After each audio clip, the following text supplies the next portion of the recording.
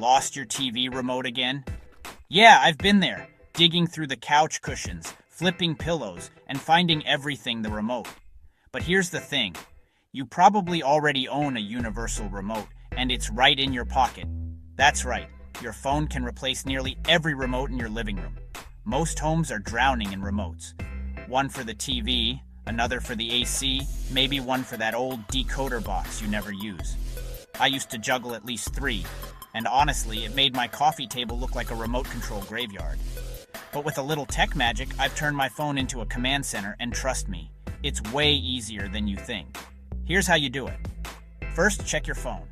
Some Android phones come with an IR blaster. That's the same tech your remote uses to zap signals to your devices. If you've got one, you're all set. If not, don't worry. There are Wi-Fi remote apps that work with smart TVs and more.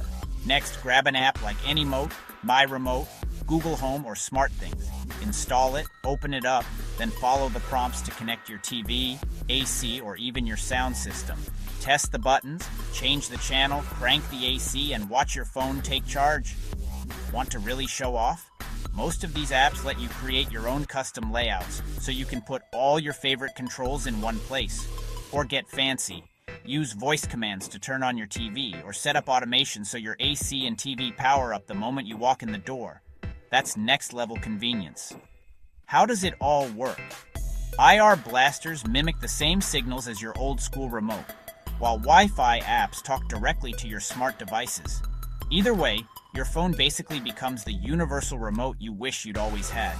No more hunting for lost remotes. Just one tap, and you're in control, thanks to this simple Thek Unlimited hack. Give it a shot and let me know in the comments, what's the first device you took over?